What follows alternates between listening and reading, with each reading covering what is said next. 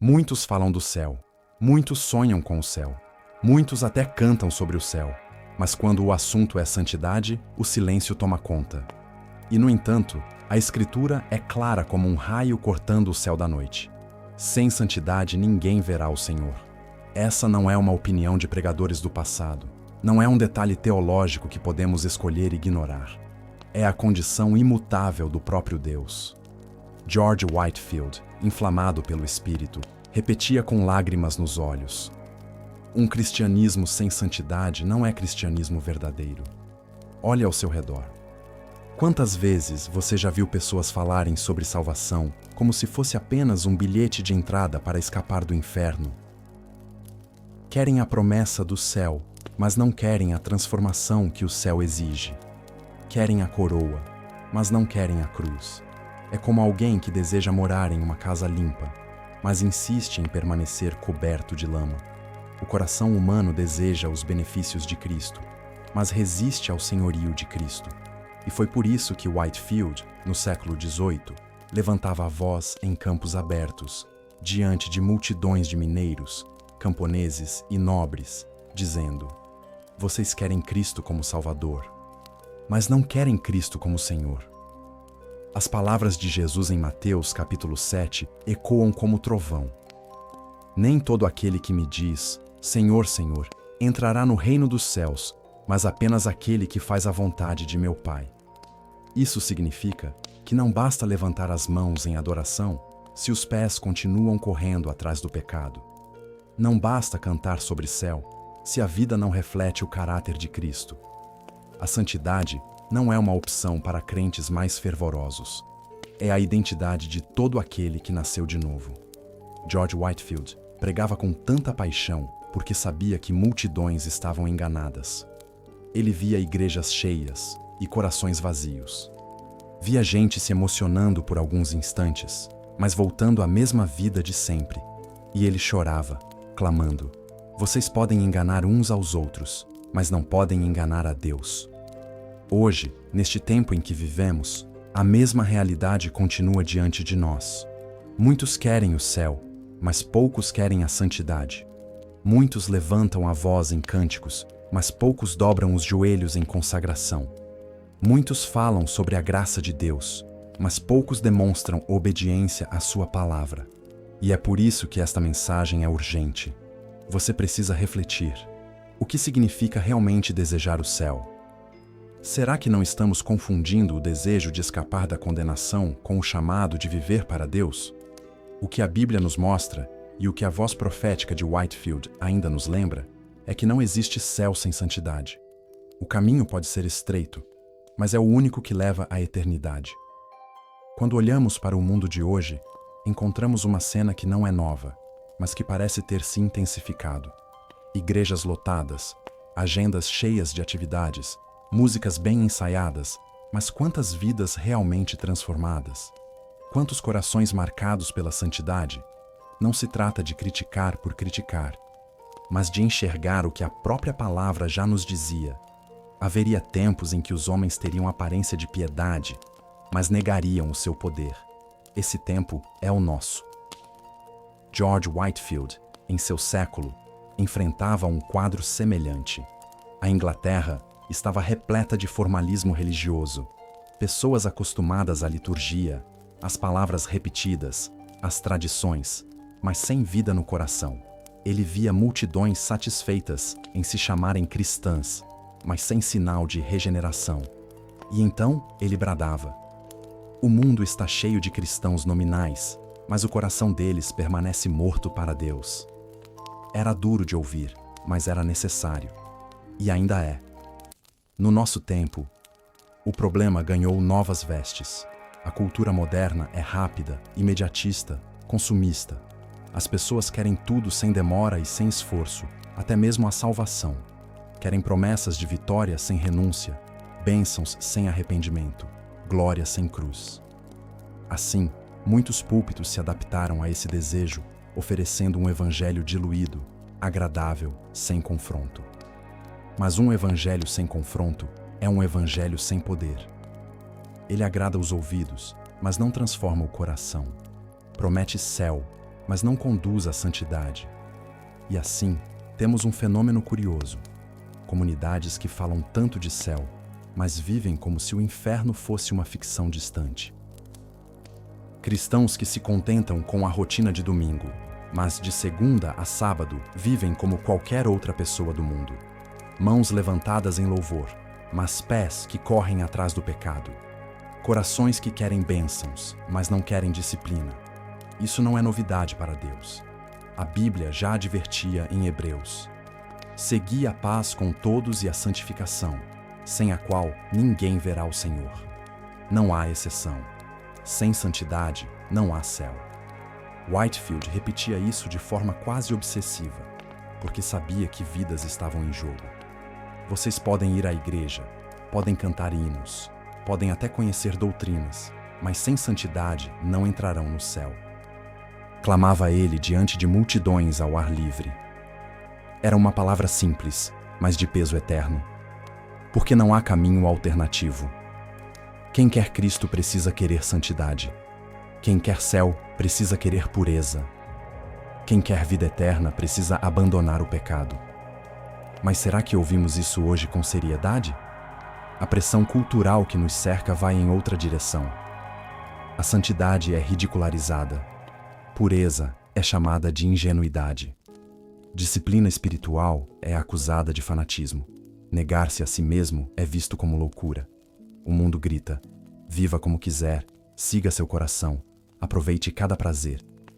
Mas o Evangelho responde: negue-se a si mesmo, tome a sua cruz, siga a Cristo. E entre essas duas vozes, muitos escolhem a mais confortável. Só que o conforto terreno pode custar a eternidade. Whitefield entendia esse dilema, por isso pregava com tanta intensidade. Seus sermões não eram lições acadêmicas, mas clamores fervorosos. Ele dizia: se vocês não nascerem de novo, não poderão ver o reino de Deus.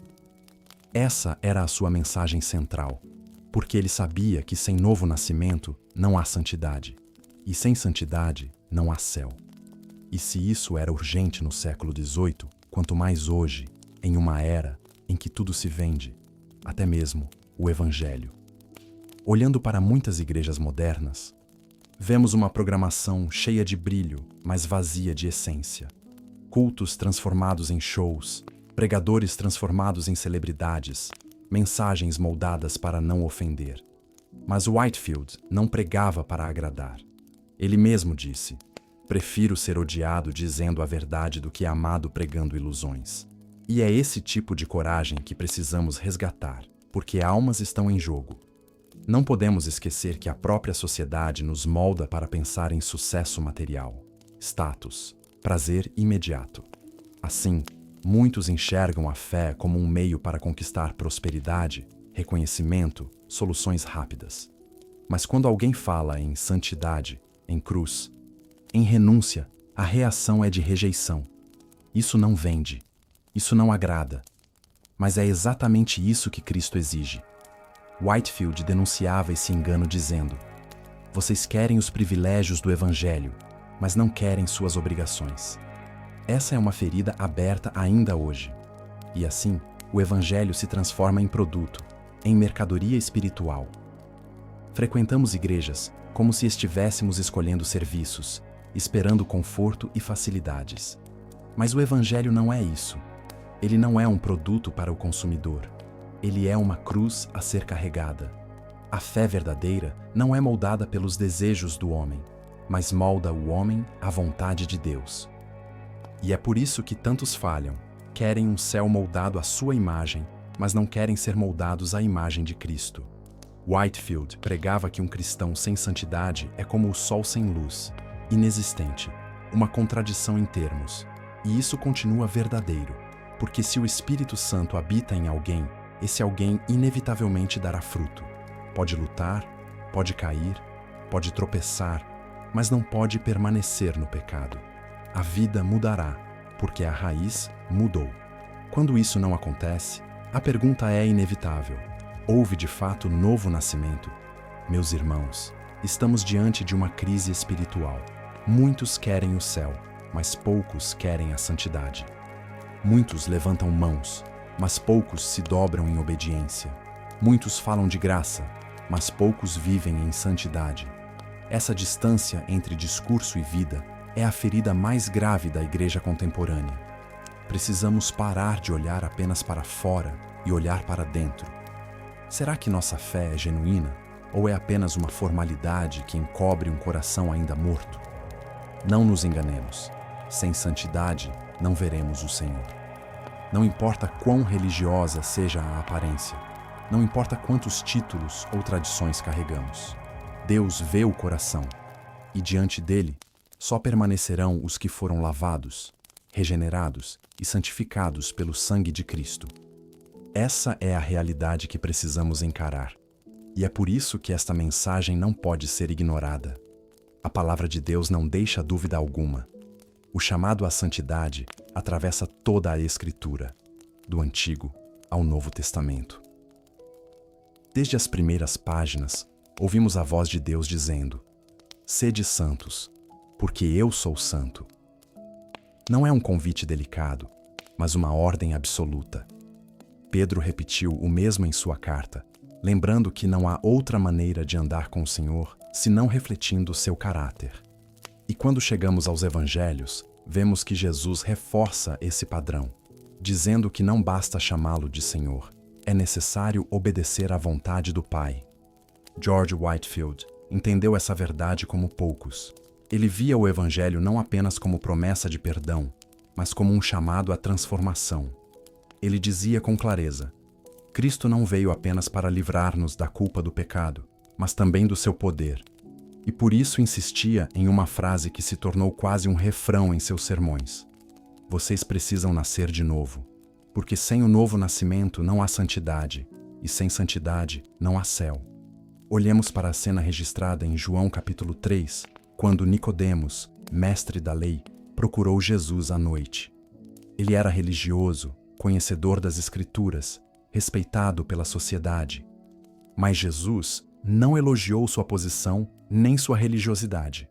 Em vez disso, disse de forma direta: em verdade te digo que se alguém não nascer de novo, não pode ver o reino de Deus. Essas palavras derrubaram todo o orgulho humano. Elas mostram que não importa a tradição, o conhecimento ou as obras, sem nascer de novo, não se entra no céu. Whitefield pregava essa passagem em campos abertos, diante de milhares. Ele não mudava a mensagem dependendo do público. Falava o mesmo para mineiros cobertos de pó e para nobres vestidos de seda. Não importa quem você seja, você deve nascer de novo. E acrescentava: vocês podem reformar-se por fora, podem tentar parecer religiosos, mas sem o Espírito recriando o coração, vocês continuam mortos em seus pecados. Era um golpe direto contra a hipocrisia e a confiança em rituais. O novo nascimento não é metáfora poética, não é figura de linguagem, mas obra real e indispensável do Espírito Santo. A Bíblia o chama de nova criação. Paulo declarou em 2 Coríntios: se alguém está em Cristo, é nova criatura. As coisas antigas já passaram, eis que tudo se fez novo. Isso não é teoria, é mudança concreta. A pessoa regenerada não é perfeita, mas já não consegue mais se sentir confortável no pecado. O coração foi trocado, e esse coração agora ama o que antes rejeitava e rejeita o que antes amava. Whitefield dizia com simplicidade: um coração regenerado odeia o pecado e ama a santidade. E deixava claro que não se trata de disciplina humana, mas da obra da graça. Por isso repetia tanto sobre a incapacidade natural do homem. Paulo escreveu em Romanos que a inclinação da carne é inimizade contra Deus e não pode se sujeitar à sua lei. Logo, só o Espírito pode operar essa transformação. É Ele quem faz nascer de novo. É Ele quem gera santidade. E qual é a evidência desse novo nascimento? Não é emoção momentânea, não é levantar a mão em uma reunião. A prova está no fruto. Jesus disse: pelos seus frutos os conhecereis. O apóstolo João reforçou em sua primeira carta: todo aquele que é nascido de Deus não vive na prática do pecado. Isso não significa nunca pecar, mas não viver no pecado como estilo de vida. O cristão regenerado sente dor quando cai, busca perdão, levanta-se, luta contra o erro. Há conflito, há arrependimento, há busca. O pecado já não é um prazer tranquilo, mas uma guerra constante. Whitefield ilustrava essa verdade dizendo: assim como o fogo não pode deixar de queimar, um coração regenerado não pode deixar de buscar santidade. Suas palavras incendiavam os corações das multidões. Muitos choravam, sentindo pela primeira vez o peso da necessidade de nascer de novo. Ele não pregava como quem dá conselhos, mas como quem resgata almas da beira do abismo. E não pensemos que ele apresentava a santidade como conquista do esforço humano. Não. Ele apontava sempre para a graça. Dizia: vocês não podem gerar a si mesmos, assim como uma criança não pode dar à luz a si mesma. É obra de Deus. Vocês devem nascer de novo. E é o Espírito quem vos dá vida. Essa dependência da graça impede qualquer vanglória. A santidade verdadeira não é mérito, mas fruto da obra divina. Quando a igreja esquece disso, o que acontece? Whitefield respondia: a religião se torna uma formalidade vazia, uma sombra sem substância. E é exatamente o que vemos quando a santidade deixa de ser prioridade. Multiplicam-se rituais, tradições, moralismos, mas o poder regenerador desaparece. O evangelho vira cultura, mas não vida. Por isso precisamos resgatar essa consciência. O evangelho não é apenas anúncio de perdão, mas poder de transformação. Não é apenas promessa de céu, mas chamado à santidade. Whitefield clamava: um cristianismo sem santidade não é cristianismo verdadeiro. E essa frase deveria ecoar em nossos corações como martelo quebrando o engano. A realidade é que muitos querem o céu, mas não querem nascer de novo. Querem escapar do inferno, mas não querem ser transformados. Querem os benefícios, mas não querem a cruz. Mas a Escritura insiste: sem santidade não veremos o Senhor. Então precisamos olhar para dentro e perguntar: já nascemos de novo? Nossa fé é apenas teoria, emoção, tradição? Ou ela já produziu mudança, fruto, santidade? Whitefield pregava porque sabia que a eternidade estava em jogo. E sua voz, mesmo séculos depois, ainda nos chama ao arrependimento e à vida santa. Até aqui, vimos a necessidade absoluta do novo nascimento. Mas agora, precisamos abrir os olhos para os pontos centrais que revelam essa realidade em nossa vida. Porque não adianta falar em céu sem olharmos para as marcas da santidade. É aqui que a pregação se torna prática, direta, cortante. George Whitefield pregava não para entreter, mas para que cada ouvinte fosse colocado diante do espelho da palavra e tivesse de responder: sou de fato regenerado ou apenas religioso? O primeiro ponto é este: o desejo pelo céu sem disposição de mudança. Essa é a ilusão mais comum. Todos querem escapar do inferno, mas poucos querem deixar o pecado. É como aquele jovem rico que procurou Jesus com sinceridade aparente, perguntando o que devia fazer para herdar a vida eterna. Ele queria o céu, mas não queria abrir mão das riquezas. Queria a salvação, mas não queria renúncia. E assim saiu triste, porque o coração dele estava preso ao que não queria abandonar. Esse é o retrato de muitos.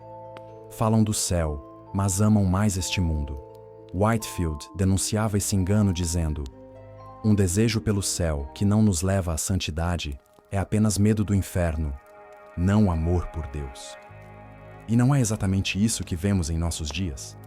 Pessoas que até querem um pouco de religião, desde que isso não atrapalhe sua vida confortável. Querem ir à igreja, desde que não precisem mudar hábitos. Querem cantar louvores, desde que não precisem se separar do pecado. Querem orações, desde que não precisem obedecer. Mas esse tipo de fé não salva. É um verniz fino sobre um coração ainda escravizado. O segundo ponto é que a santidade é a evidência inevitável da fé verdadeira. Não é ela que nos salva, mas sem ela não há sinal de salvação. É o fruto que prova a raiz. É a luz que confirma a existência do fogo.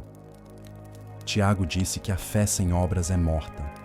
Paulo falou do fruto do Espírito como marca da nova vida, e Jesus ensinou que toda árvore é conhecida pelos seus frutos. Whitefield repetia: "Não me importa se vocês foram batizados, se tomam a ceia ou se frequentam cultos. Se não vivem em santidade, não são de Cristo." Isso soa duro, mas é a própria palavra de Deus. O cristão verdadeiro pode cair, pode tropeçar, mas não permanece caído. Ele sente dor, busca perdão, se levanta. Ele não se satisfaz no pecado, porque o Espírito o incomoda. Whitefield dizia: um cristão regenerado pode cair na lama, mas não pode descansar nela. Essa é a diferença entre o salvo e o apenas religioso. O religioso cai e continua, porque não há conflito. O regenerado cai e se levanta, porque não suporta estar longe de Deus.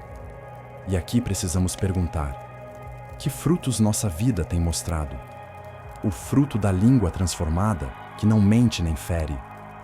O fruto das mãos, que não roubam, mas repartem. O fruto dos olhos, que não se deleitam no mal, mas buscam a pureza. O fruto do coração, que não guarda rancor, mas perdoa. A santidade se manifesta em cada detalhe. Não é perfeição, mas direção. Não é nunca pecar, mas é não viver para o pecado. O terceiro ponto é que a santidade custa caro. Não existe santidade sem cruz.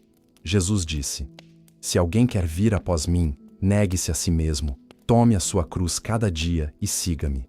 Isso não é metáfora suave. É um chamado a morrer para o eu, para os desejos da carne, para o amor ao mundo. Whitefield pregava com toda a força: cristianismo sem cruz é ilusão. Mas quantos querem o céu sem aceitar esse custo? Quantos querem glória sem sacrifício? Quantos querem eternidade sem obediência? O custo da santidade aparece em muitas formas. Para uns, é abrir mão de prazeres que trazem alegria momentânea. Para outros, é perder amigos, posição ou oportunidades porque decidiram seguir a Cristo. Em alguns lugares, é até sofrer perseguição, zombaria, violência. Mas em todas as situações, é sempre negar a si mesmo. É escolher agradar a Deus em vez de agradar ao mundo. Whitefield lembrava: a santidade é um caminho estreito de lágrimas e vitórias. Ele mesmo sabia disso, pois foi rejeitado por líderes religiosos, expulso de igrejas, atacado por multidões. Ainda assim, nunca deixou de proclamar a necessidade de santidade, porque preferia ser rejeitado pelos homens a ser rejeitado por Deus. E aqui há um contraste, porque embora a santidade custe caro, o preço de não buscá-la é infinitamente maior. Quem recusa a santidade pode até desfrutar de prazeres passageiros, mas perderá a eternidade. Quem abraça a santidade pode sofrer neste mundo, mas herdará o céu. O custo da cruz é momentâneo, a recompensa é eterna. Esses 3 pontos já nos mostram a seriedade do chamado. Desejar o céu sem mudança é engano. A santidade é a evidência indispensável da fé, e ela sempre terá um custo. Não há como suavizar. O Evangelho nunca prometeu caminho largo. Cristo sempre falou de porta estreita, de cruz, de renúncia. Whitefield entendia isso e pregava sem medo, porque sabia que era a verdade que liberta. Mas ainda precisamos ir além. Precisamos olhar para os sinais concretos da verdadeira regeneração e contrastá-los com as falsas evidências que tantos confundem com santidade.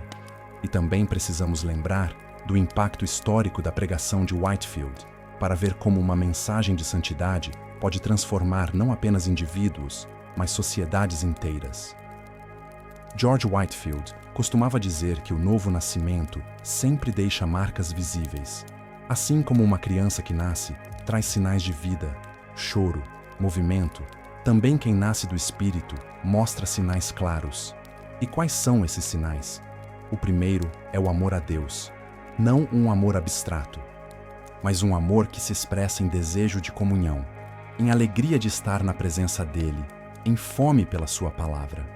O regenerado sente saudade de Deus quando se afasta, e nada satisfaz seu coração além do Senhor.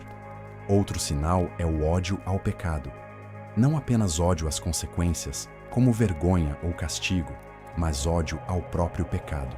O cristão regenerado não consegue mais se deleitar tranquilamente naquilo que ofende a Deus.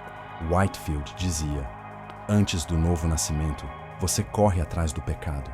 Depois do novo nascimento, o pecado corre atrás de você, mas você foge dele. Isso descreve a luta interior de quem nasceu de novo. Ainda há tentações, ainda há quedas, mas já não há paz em permanecer no erro. Um terceiro sinal é o amor ao próximo. Quem foi transformado pelo Espírito deixa de viver fechado em si mesmo. Aprende a perdoar, a servir, a repartir. Esse amor não é natural, é fruto da obra de Deus. Whitefield via isso nas multidões que se convertiam. Homens endurecidos se tornavam sensíveis, mulheres ressentidas aprendiam a perdoar, famílias divididas eram restauradas. O amor ao próximo era a prova de que o Espírito estava agindo. E ainda há a fome pela palavra. O regenerado deseja a Bíblia como criança deseja o leite. Whitefield dizia: a alma nascida de novo ama a palavra de Deus como um bebê ama o leite da mãe. Isso significa que, mesmo sem compreender tudo, há sede pelo que é santo. O coração busca alimento no que vem de Deus. Mas se esses são os sinais verdadeiros, também existem falsas evidências que confundem muitos. Há quem pense que frequentar cultos ou repetir orações já seja santidade. Mas Whitefield advertia: vocês podem frequentar todas as reuniões e ainda assim permanecer mortos em seus pecados. Há também os que confiam na moralidade natural, achando que ser honesto ou bondoso já basta. Mas moralidade sem Cristo é apenas orgulho disfarçado. Outros ainda se agarram a experiências passadas. Um dia levantaram a mão, um dia choraram em um culto, e acreditam que isso é suficiente. Mas se não há fruto presente, se não há santidade hoje, essas experiências são vãs. Essas falsas evidências são perigosas porque dão uma sensação enganosa de segurança. É como alguém dormindo numa casa em chamas, tranquilo, porque está deitado em sua cama. Whitefield clamava: melhor ser despertado agora pelo fogo da pregação do que ser consumido depois pelo fogo eterno. E havia também a marca visível do impacto coletivo da santidade. Whitefield não pregava apenas para que indivíduos fossem salvos, mas porque sabia que quando vidas são transformadas, cidades inteiras mudam. Ele via isso nas colônias americanas.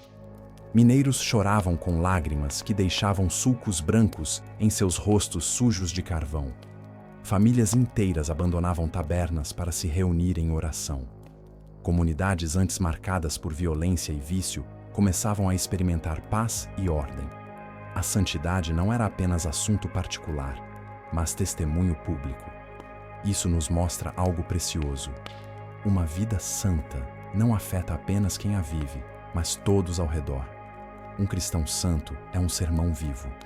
Whitefield dizia: o mundo não precisa apenas de pregadores no púlpito, mas de santos no mercado, no lar, no trabalho. A santidade é o maior testemunho que o mundo pode ver. E precisamos lembrar que a santidade não é alcançada de uma vez, mas é caminhada diária. Whitefield dizia: vocês devem nascer de novo, mas também devem crescer diariamente na graça. O novo nascimento é o começo, não o fim. O cristão continua lutando, continua crescendo, continua sendo moldado.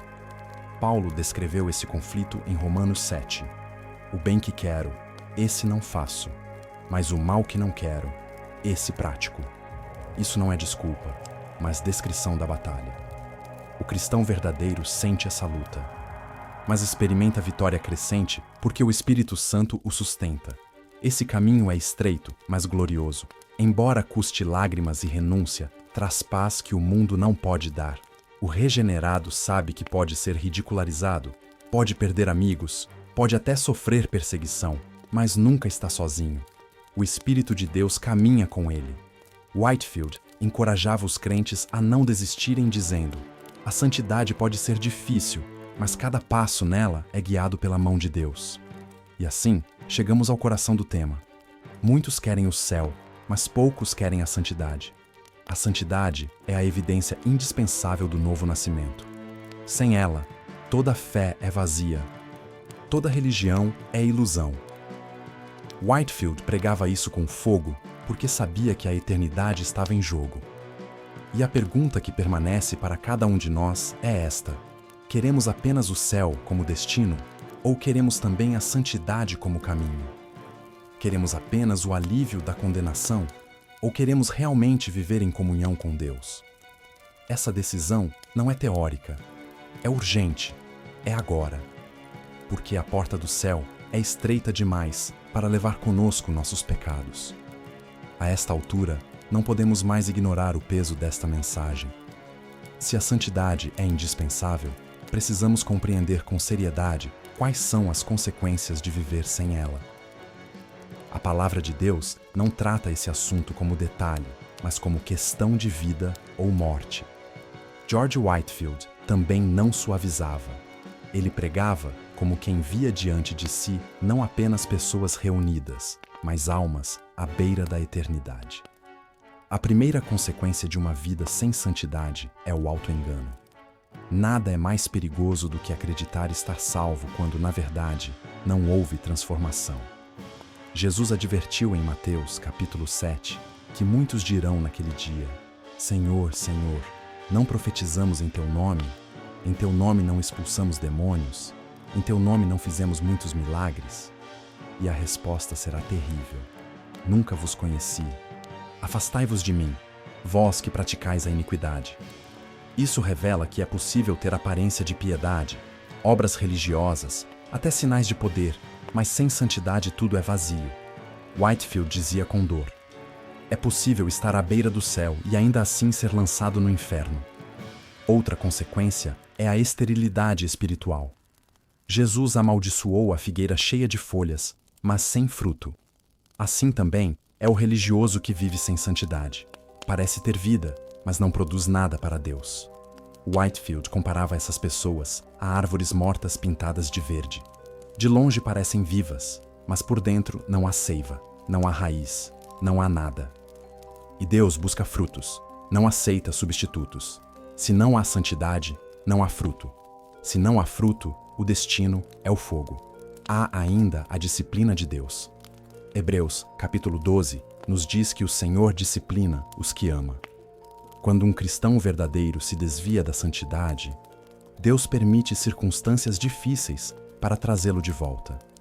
Às vezes com lágrimas, às vezes com perdas, às vezes com dores que quebrantam. Mas Whitefield advertia: se vocês resistirem constantemente à disciplina, mostram não serem filhos, mas estranhos. A ausência de santidade pode ser evidência de que nunca houve adoção verdadeira. E, por fim, a consequência mais solene, a separação eterna de Deus. O Apocalipse declara que nada impuro entrará na cidade celestial, mas apenas os que foram lavados pelo sangue do Cordeiro. Isso significa que, sem santidade, ninguém verá o Senhor, não por falta de boas intenções, mas porque Deus é santo e só admite no céu os que foram transformados. Whitefield pregava com lágrimas. O inferno está cheio de pessoas religiosas, cheias de boas intenções, mas vazias de santidade. Essas consequências não são invenções humanas, mas verdades reveladas por Deus. E para que ninguém fique em dúvida, a Bíblia nos oferece imagens fortes. O trigo e o joio crescendo juntos até a colheita, mas no final separados. As virgens prudentes e as nécias, umas preparadas, outras despreparadas, e a porta fechada para estas últimas. O servo fiel e o servo negligente, um recebido, o outro lançado nas trevas exteriores. Em todos esses exemplos, a diferença não está no discurso, mas no coração transformado. Whitefield ilustrava com histórias simples. Ele falava de pessoas que choravam durante seus sermões, se emocionavam, mas no dia seguinte voltavam às mesmas práticas. Então dizia: não basta chorar hoje, é preciso viver em santidade amanhã. Ele lembrava Esaú, que trocou a bênção por um prato de lentilhas e depois chorou sem conseguir recuperar o que perdeu. Assim acontece com os que trocam a santidade por prazeres passageiros. E se essas consequências parecem duras, lembremos que elas existem para nos despertar. Porque o maior inimigo da nossa alma não é o diabo lá fora, mas o engano aqui dentro. Paulo nos exorta em 2 Coríntios: examinai-vos a vós mesmos se estais na fé. Essa é a vigilância necessária. Whitefield repetia: vocês podem enganar os homens, podem enganar a si mesmos, mas nunca enganarão a Deus. Mas há também o contraste da verdadeira santidade. Enquanto a ausência dela leva à condenação, a presença dela conduz à comunhão com Deus. A santidade é sinal de segurança, de paz, de alegria. Quem vive em santidade experimenta já aqui um gosto do céu. A consciência encontra descanso, o coração encontra consolo, a alma experimenta refrigério. Whitefield dizia: a santidade é o prelúdio do céu. Viver em santidade é começar a eternidade ainda nesta vida. Então, diante de tudo isso, a advertência é clara. O auto-engano leva à rejeição final. A esterilidade leva ao fogo. A disciplina de Deus pode revelar que nunca fomos filhos. A falta de santidade traz a separação eterna. Mas a santidade nos dá segurança, nos aproxima de Deus, nos faz provar já aqui a alegria da comunhão eterna. Não podemos brincar com essa realidade. Não podemos adiar, porque cada dia vivido sem santidade é um passo em direção ao juízo. Whitefield não pregava para entreter, mas para salvar. Ele sabia que a eternidade estava em jogo. E é por isso que hoje você precisa ouvir esta advertência como vinda do próprio Deus. Sem santidade, ninguém verá o Senhor. Depois de ouvir advertências tão sérias, a pergunta inevitável é: o que faremos diante desta verdade? O Evangelho nunca nos mostra apenas o perigo, mas também o caminho de escape. Deus não revela a gravidade do pecado para nos deixar em desespero, mas para nos conduzir à esperança. Por isso, depois de tantas advertências, chega o momento de um convite à resposta. Não um convite superficial, mas um chamado urgente, direto ao coração. A primeira resposta é o arrependimento. Não aquele arrependimento raso que apenas sente remorso pelas consequências, mas um arrependimento profundo, que reconhece o pecado diante de Deus e se volta completamente para Ele. Pedro pregou em Atos capítulo 3. Arrependei-vos e convertei-vos, para que os vossos pecados sejam apagados, para que venham tempos de refrigério da parte do Senhor. Esse é o chamado de Deus. Não apenas sentir culpa, mas abandonar o pecado. Whitefield dizia: Deus não chama vocês para lamentar o pecado enquanto ainda o abraçam, mas para deixá-lo e correr para Cristo. O arrependimento verdadeiro não é emoção, é transformação. A segunda resposta é a fé viva em Cristo, porque não basta abandonar o pecado se não nos lançarmos em Cristo. Não temos força em nós mesmos. Podemos até tentar mudar, mas sem Jesus nada podemos fazer. Whitefield insistia: vocês não podem fabricar santidade. Ela nasce do coração unido a Cristo. É somente quando confiamos no Salvador, entregamos a Ele nossa vida e descansamos em sua obra que o Espírito nos transforma. Pela fé, recebemos não apenas perdão, mas também poder para viver em novidade de vida. É por isso que Paulo escreveu aos Romanos: agora, pois nenhuma condenação há para os que estão em Cristo Jesus. Essa fé não é apenas crer em doutrinas corretas, mas confiar de fato em Cristo, segui-lo, obedecê-lo. É fé que gera obediência. É fé que se traduz em santidade. Whitefield dizia: vocês podem conhecer a Bíblia de cor, mas se não confiarem em Cristo com todo o coração, ainda estão mortos. O terceiro passo da resposta é a entrega total, porque Cristo não aceita ser Senhor apenas de parte da vida. Ele disse: quem não deixar tudo, não pode ser meu discípulo. Whitefield reforçava isso de maneira simples: Cristo será Senhor de tudo ou não será Senhor de nada. Muitos querem dar a Cristo apenas uma parte. Domingo sim, segunda não. A igreja sim, os negócios não. A boca sim, mas os desejos não. Mas o convite do Evangelho é para a rendição completa. Senhor, tudo é teu. Essa entrega é o solo onde a santidade floresce. E essa resposta não é apenas dever, é também privilégio. Porque viver em santidade é experimentar comunhão íntima com Deus. Whitefield dizia: a alma santa caminha com Deus como Enoque caminhou. Isso significa viver na presença do Senhor, sentir seu amor diariamente, ter paz mesmo em meio às lutas. Jesus prometeu em João capítulo 14: se alguém me ama, guardará a minha palavra, meu Pai o amará e faremos nele morada. O maior tesouro de quem responde ao chamado da santidade é a presença constante de Deus. Há também o aspecto do testemunho, porque quando um cristão decide viver em santidade, sua vida se torna um sermão vivo. O mundo pode desprezar suas palavras, mas não pode negar a diferença que vê. Whitefield dizia: o mundo não precisa apenas de pregadores no púlpito, mas de cristãos santos no lar, no trabalho, no mercado. Uma vida transformada é argumento irrefutável. Ela mostra ao mundo que Deus é real. E ainda há o consolo da promessa eterna, porque a santidade não é apenas um peso para agora, é também um prenúncio do céu. Whitefield dizia: a santidade é o prelúdio do céu. Viver em santidade é começar a provar aqui o que viveremos em plenitude na eternidade.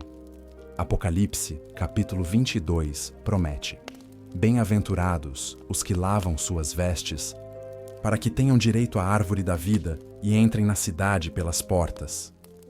Essa é a recompensa dos que foram santificados. Por isso, este é o convite.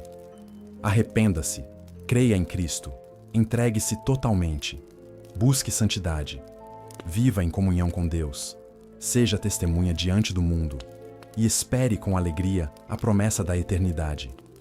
Whitefield clamava às multidões: não saiam daqui como entraram. Hoje é o dia da salvação. Hoje é o tempo de nascer de novo. Essa mesma voz ecoa agora em seus ouvidos. A decisão está diante de você. Muitos querem o céu, mas poucos querem a santidade. Hoje, Deus chama você a estar entre esses poucos. Não adie. Não espere um momento mais conveniente. Não confie em promessas de amanhã. Hoje é o tempo. Hoje é o chamado. Hoje é a oportunidade. Chegamos ao fim desta mensagem e não podemos terminar como começamos. Desde o início, ecoou a pergunta: muitos querem o céu, mas poucos querem a santidade. Essa verdade atravessou cada ponto, cada exemplo, cada palavra da Escritura e dos lábios de George Whitefield. O céu é o destino que tantos desejam, mas a santidade é o caminho que poucos querem seguir. E sem esse caminho, não há chegada. Pense bem, de que adianta levantar a voz e dizer: Senhor, Senhor, se os pés continuam correndo atrás do pecado? De que adianta cantar sobre o céu se o coração permanece cativo das mesmas paixões? De que adianta se emocionar em um culto se no dia seguinte tudo volta a ser como antes? Whitefield dizia: vocês podem enganar uns aos outros, mas não podem enganar a Deus. Ele vê o coração. E diante dele, só permanecerão os que foram santificados. A verdade é dura, mas libertadora. Desejar o céu sem santidade é ilusão. A fé verdadeira sempre produz frutos. A raiz viva sempre gera vida. O fogo sempre produz luz. Assim também é com o cristão. Se Cristo habita em você, a santidade será visível. Não perfeita, mas real. Não completa, mas crescente. Essa é a marca do novo nascimento. E por isso, o apelo final é simples e solene. Examine sua vida. Pergunte a si mesmo: estou apenas desejando o céu ou estou buscando a santidade? Minha fé se traduz em obediência? Meus passos refletem a presença de Cristo? Não se contente com aparências. Não se engane com rituais. Não confie em intenções vazias. Hoje é o dia de nascer de novo. Hoje é o tempo de abandonar o pecado. Hoje é a hora de entregar-se totalmente a Cristo. E lembre-se, A santidade não é um fardo pesado, é um privilégio glorioso. É comunhão com Deus já aqui. É paz que o mundo não pode dar. É alegria que não depende das circunstâncias. É esperança que não morre. Whitefield dizia: não basta saber que o céu existe. É preciso ter o céu começando no coração. Essa é a vida santa. Já experimentar aqui o que viveremos em plenitude na eternidade. Então, ao encerrar, deixo diante de você uma escolha. Estará entre os muitos que querem o céu, mas não querem a santidade? Ou entre os poucos que, pela graça de Deus, abraçaram a cruz e decidiram seguir o caminho estreito? Que você esteja entre esses poucos, porque a porta é estreita, mas leva à vida. O caminho é difícil, mas conduz à glória. A santidade custa caro, mas a recompensa é eterna. Se esta palavra falou ao seu coração, não a deixe morrer em silêncio.